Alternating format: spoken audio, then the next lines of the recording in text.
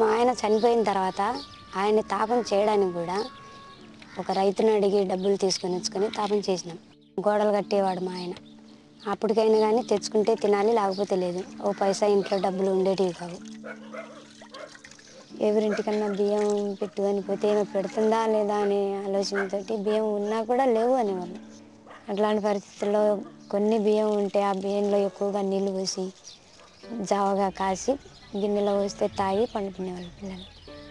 ఇంకా అది లేదు అనుకుంటే కనుక వాళ్ళు ఏడ్చినా అన్నం లేదు, వాళ్ళు ఏం చేసినా అన్నం లేదు. మామూలుగా ఒక్కోసారి ఇసుగు పుట్టినప్పుడు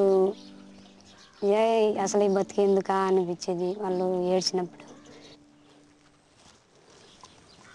సంవత్సరంలో మామూలుగా వానలు పడినప్పుడు ఆగస్టు నెలలో నాట్లు వస్తాయి. సెప్టెంబర్ నెల నుంచి ఈ శనగ పంట వేస్తారు. తర్వాత ఒక నెల దానిలో కలుపులు తీయడం. కలుపులు అయిపోతే శనగ కోసే వరకు పనులు లేవు. ఇంకా పనులు వేరేగా పొగాకు కుట్టడం అంటే ఏప్రిల్ నెల వరకు పనులు ఉంటాయి. తర్వాత వలసలకని పోతాము. ఇప్పుడు బడికి పోయినప్పుడు అయితే నలుగురు పిల్లల్ని వేసుకొని పోయేదాన్ని. అప్పుడు ఈ ముగ్గురు లేరు, నేను ఒక పాపే ఉండేది. ఈ పాప నేను పోతాము. కూలి ఆడవాళ్ళకు 25 రూపాయలు పడతాయి, మగవాళ్ళకు 30-40 రూపాయలు కూలి ఇస్తారు.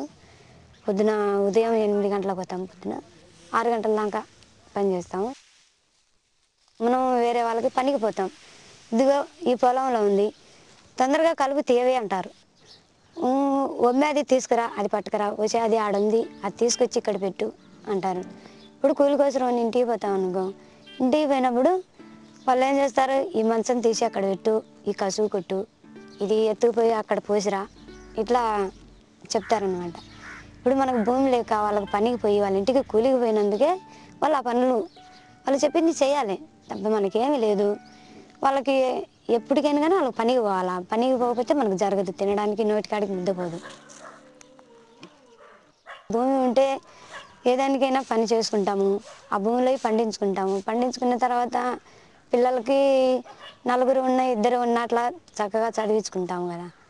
అది లేకనే కదా ఇప్పుడు మేము పనికి పోతే తినాలి, లేకపోతే లేదు అనే దాన్ని బట్టే వాళ్ళని బడికి మానుపుకొని ఒక పాపను చదివించుకుందాము, ఒక పాపను పనికి పంపించుకుందాము, కుటుంబానికి 5 ఎకరాల భూమి కావాలి అనే దాని మీదనే పోరాడుతున్నాము.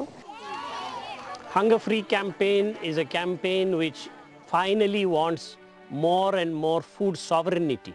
There must be enough food for people, and that too food which is grown in a self-reliant, self-sufficient manner. Therefore, if you are an owner of land, then immediately the possibility of growing your own food emerges.